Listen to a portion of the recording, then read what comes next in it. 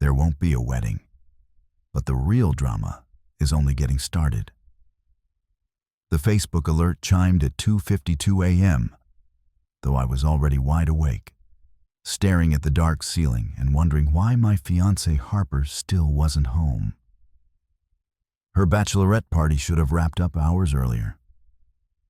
I rolled over and snatched my phone, half expecting a sloppy drunk text or a goofy group selfie with the girls.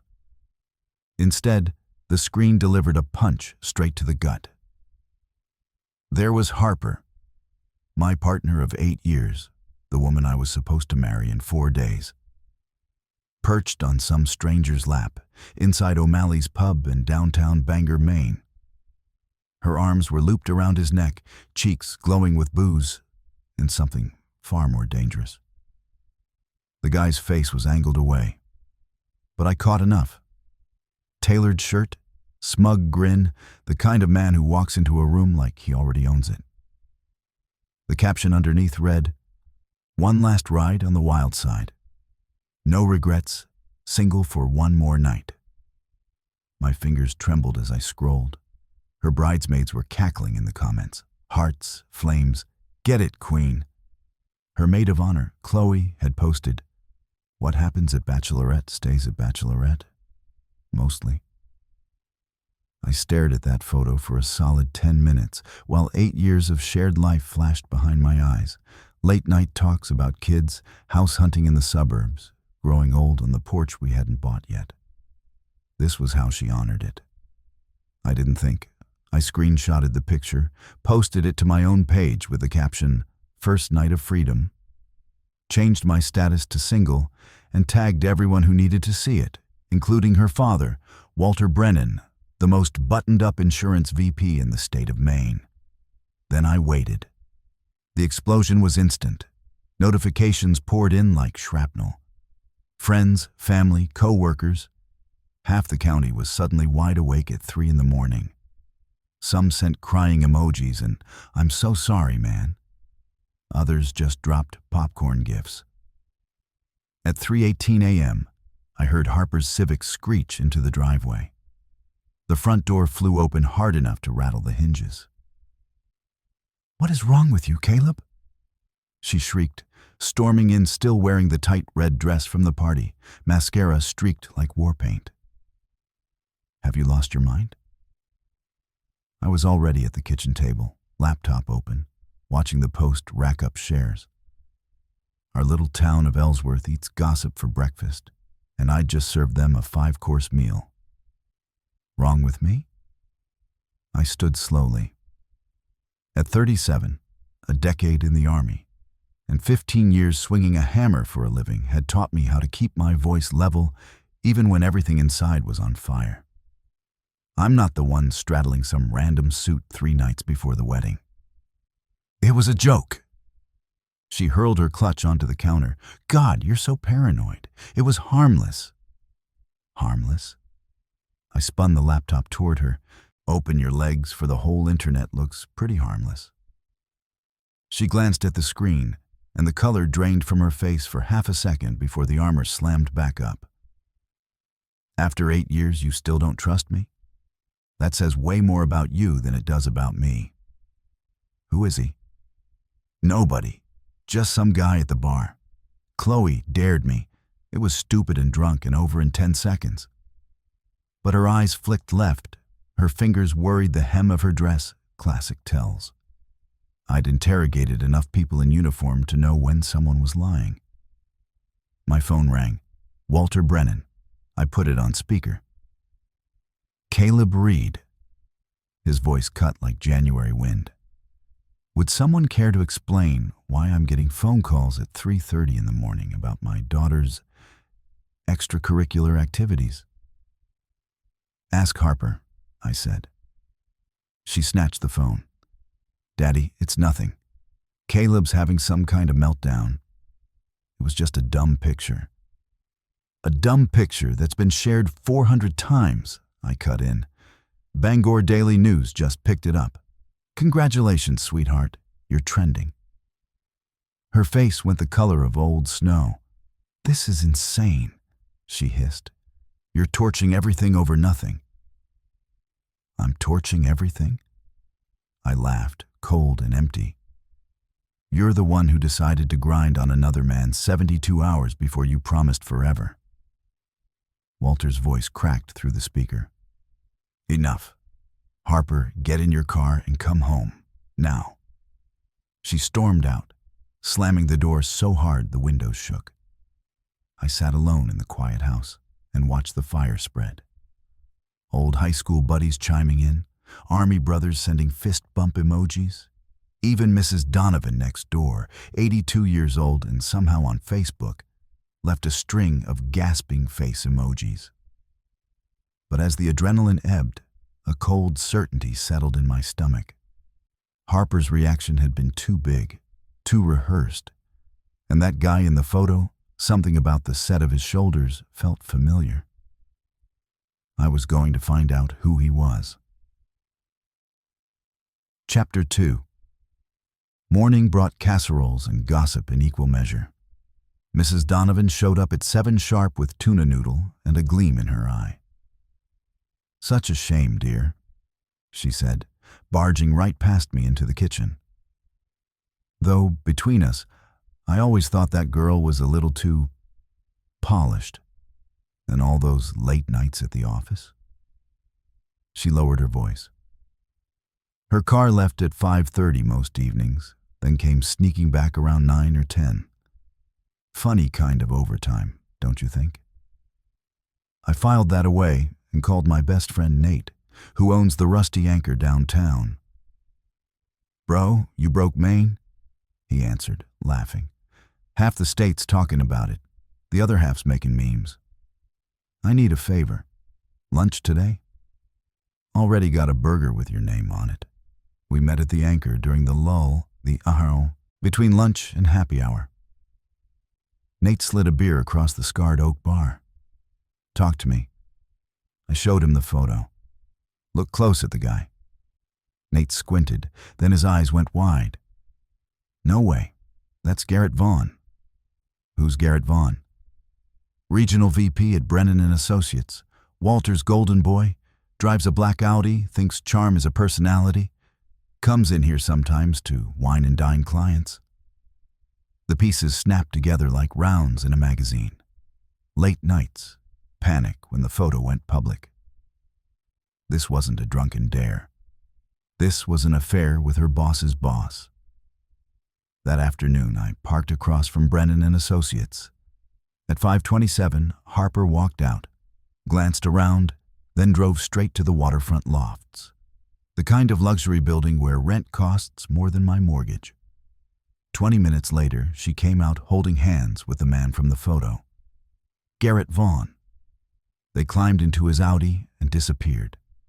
I sat in my truck for an hour, feeling the ground shift under everything I thought I knew. When I got home, I called my old platoon sergeant, Marcus, who now runs a private security firm out of Portland. "I need the kind of help only you can give," I told him. "Define help." "Research, surveillance, creative truth extraction." Marcus laughed. "Someone's in deep. Lay it out." I told him everything. "Give me 48 hours, he said. Next morning, Chloe showed up at my door looking like she hadn't slept. "We have to talk," she whispered. I let her in. She couldn't meet my eyes. "I feel awful, Caleb. That photo got out of control. Did it? Or did it just shine daylight on what was already rotting?" She twisted the strap of her purse. "I can't." "Garrett Vaughn? How long?" Her face crumpled. 7 months. Started at the company retreat in Bar Harbor. She swore it was just physical, that she loved you, but needed excitement. She made me swear not to tell. And you thought that was fine? I thought it would burn out. Then she started talking about postponing the wedding, and I panicked. I figured one last crazy night would snap her out of it. Chloe's voice cracked. But when Garrett walked into O'Malley's, she lit up like the 4th of July. That's when I knew she was in love with him. The betrayal hit harder than any punch I'd ever taken. "There's more," Chloe said quietly. "Garrett keeps promising he'll leave his wife once he makes senior VP. Harper actually believes they're going to ride off into the sunset together." I stared at her. He's married with 2 kids in private school. She thinks she's the exception. After Chloe left, I sat in my garage surrounded by sawdust and half-finished projects, and made a decision. For 8 years I'd been the steady one, the fixer, the guy who swallowed pride and kept the peace. They'd mistaken quiet for weak. They were about to learn the difference. Chapter 3. Marcus called Friday at dawn. "Your girl's been real busy," he said. "Hotel receipts, credit card hits, text threads that could be published as erotica. Want the highlight reel?"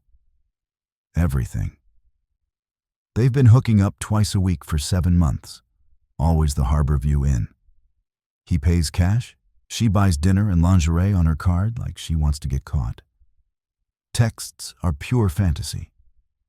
"As soon as I make SVP, I'm leaving Allison. We'll buy that house on the water, blah blah." But I ran his finances, Caleb. Guy's drowning, second mortgage, tuition, country club dues.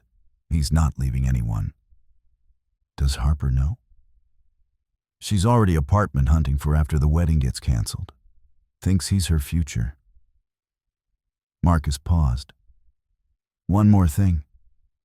This isn't Vaughn's first rodeo. Same playbook in Providence and Hartford. Targets sharp single women, feeds them the promotion story, ghosts when it gets messy. Send it all." "What are you going to do?" "Deliver justice with a smile." That night, I met Nate at the Anchor. The Friday crowd was thick, but he had my corner booth ready. "You look like vengeance feels good," he said, sliding me a whiskey. "It's about to feel better." I laid out Marcus's findings. Nate's face darkened with every detail. "So, what's the move?" "First, a conversation with Garrett, man to man." "You sure that's smart? Guy probably has lawyers on retainer." "I'm not asking permission." At 9:15, I parked outside the waterfront lofts. Garrett's Audi rolled in right on schedule. I stepped out of the shadows. "Garrett Vaughn." He turned, keys in hand. "Do I know you?" "Caleb Breed. I think you know exactly who I am." The color left his face, but he tried to puff up. "Look, if this is about that stupid photo, it's about a lot more than a photo." I stepped close enough for him to smell the whiskey on my breath and the steel underneath. "Here's how tonight ends. You break it off with Harper, permanently. Then you disappear from her life. You can't tell me what to do. Actually, I can." I held up my phone, draft email to Walter Brennan, his wife Allison, and every gossip blog north of Boston, complete with receipts. "One tap and your world ends. Your call." He stared at the screen. "You're bluffing." I hit send. His phone buzzed in his pocket, then again, and again. "You psychotic." He swung. I caught his wrist midair, twisted, and dropped him to his knees in the parking lot. "Next time you wreck someone's life," I said quietly, "pick someone who doesn't know how to break yours." I left him on the asphalt and drove home. By morning, the video of our conversation was everywhere. Local hero school's cheating exec. Comments were 90% on my side. At 10, Harper showed up looking like she'd been crying for days. "You destroyed us," she screamed the second I opened the door. "I destroyed us. That's rich." Garrett got canned this morning. Walter finally grew a spine. "Good, we're in love," I laughed. "Love? You were a side piece with an expiration date. Ask him about Megan in Providence or Lauren in Hartford. Same promises, same disappearing act." Her face crumpled. "You're lying. When's the last time he answered your texts?" She frantically scrolled. Nothing since last night. He's probably packing for Florida with his wife and kids, I said. Got transferred, not fired. Clean escape. Classic Garrett. She sank onto the porch step, all fight gone. I hate you, she whispered. You'll hate yourself more when the fog clears. Chapter 4. The fallout rippled for weeks. Garrett vanished. Rumors said his wife kicked him out and he was couch surfing in New Hampshire, resume in hand. Harper moved back into her parents' house. Walter stopped going to the club. But my supposed friends circled the wagons. It started with Brett Morrison. Yes, the same Brett whose wife Jennifer had been Garrett's warm-up act 2 years earlier. They'd been part of our cookout crew forever. Brett called Thursday night, voice like ice. We need to talk about what you did to Harper and Garrett. What I did. You humiliated 2 people over a stupid picture. Brett, Garrett slept with my fiancée. And your wife, if memory serves. That was different. Jennifer and I worked it out. So I should have just smiled and married Harper anyway. You should have handled it like an adult instead of turning it into a circus.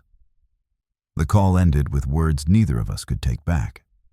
Then Ryan and Kelly Thompson, Sean and Michelle Chen, all couples from our circle, started the same script. I'd gone too far. I was vindictive. I was the villain. Saturday night at the Anchor, it came to a head. I was having a quiet beer with Nate when Brett, Ryan, and Sean walked in, spotted me, and made a beeline. Well, if it isn't Ellsworth's internet tough guy, Brett announced loud enough for the whole bar. The room went quiet. Phones came out. Ryan stepped up. You're a bitter little man who couldn't handle his woman wanting better. Better? I stood slowly. A married liar who used her and ghosted? At least Garrett treated her like she mattered, Sean sneered. When's the last time you bought her anything but hardware store gifts? I felt the snap inside my chest. Mike stepped forward. That's enough. Stay out of it, Nate. Brett snapped. This is between us and the loser. I smiled, calm and cold. You know what's actually pathetic? 3 grown men ganging up because they're terrified their own wives might have stories too. Sean swung first. I ducked, drove an elbow into his ribs, and he folded like cheap lawn furniture. Ryan grabbed a pool cue. Nate intercepted, slammed him face first into the felt. Brett came at me with a wild right. I caught his arm, twisted, and put him on the floor with his own momentum. 30 seconds. 3 grown men on the ground, groaning. Mike kicked them out. Don't come back. As they limped away, Brett shouted, This isn't over, Caleb. It just was, I said. Chapter 5. Monday, the bar fight was viral. Opinions split clean down the middle. Hero or thug. Then Marcus called. Your buddies have been busy. Ever since the Garrett situation blew up, they've been meeting at Brett's place, coordinating how to bury you. Phone records, group chats, even a shared Google Doc titled Dealing with Caleb. Their plan was to provoke you at the Harvest Festival this weekend, film you losing it, cement you as the crazy ex. The Harvest Festival, biggest weekend of the year in Ellsworth. Whole town plus tourists. Marcus continued. I dug deeper like you asked. Ryan Thompson's been sleeping with his receptionist 8 months. Sean Chen's been cooking the books at his contracting company to cover sports betting debts. And Brett? Buying oxycodone from a dealer in Portland. Serious weight. Proof? Photos, bank records, texts, audio. These idiots document everything. Send it. Saturday dawned cold and drizzly. The town square was packed. Food trucks, craft tents, kids running wild. I spotted Brett, Ryan, and Sean near the pumpkin carving booth, scanning the crowd. Harper stood 20 yards away with some co-workers, shooting nervous glances their direction. Perfect. I found the festival MC, sweet Mrs. Landry, clipboard in hand. Mind if I borrow the mic for 2 minutes? Go right ahead, sugar. I climbed the small stage as the bluegrass band wrapped up. Tapped the mic. Afternoon, everybody. Most of you know me, Caleb Reed, born and raised right here. I've always tried to treat people decent. Lately, some folks have been saying I'm violent, unstable, vindictive. Thought I'd take a minute to set the record straight. I plugged my phone into the PA. First clip. Brett on the phone negotiating price for a bottle of Oxy. Clear as church bells. Crowd gasped. Second clip. Ryan arranging a nooner with his receptionist. His wife Kelly was 10 feet away. I watched her face collapse. Third. Sean bragging about cooking the books. Michelle Chen started screaming at him right there in the square. I unplugged the phone. These are the men who called me unstable. These are the men who said I went too far exposing my fiancée's affair. You decide who the reals, villains are. Pandemonium, phones up everywhere. Brett charged the stage, slipped on wet grass, and ate mud. Ryan tried next. I sidestepped, and he ran into the soundboard. Sean pulled a pocket knife. Crowd screamed and scattered. I snatched a metal folding chair, caught his wrist on the downswing, and cracked him across the temple with the chair's edge. He dropped cold. 90 seconds, and it was over. Then the applause started, slow at first, then thunderous. People whistling, cheering, filming. I walked straight to Harper. The crowd parted like I was on fire. I handed her an envelope. Disney World last weekend? I said loud enough for everyone close to hear. Garrett, his wife, their kids. Also the purchase agreement for their new house in Naples, Florida. Turns out he didn't get fired. He got promoted and transferred. Clean exit, same play he's run 3 other times. She opened the envelope with shaking hands. Photos of Garrett beaming with his family in front of Cinderella's castle.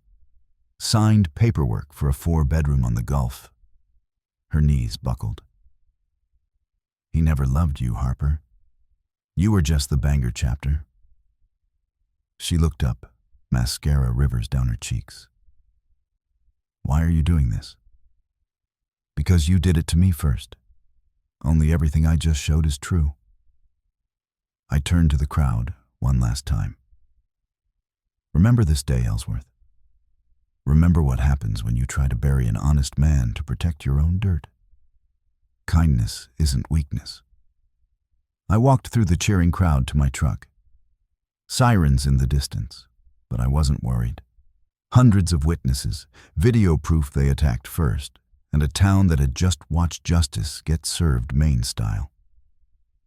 As I pulled away, I caught my reflection in the rearview mirror. For the first time in months, I recognized the man looking back. The quiet fixer was gone. In his place stood someone harder, someone who fought back and won.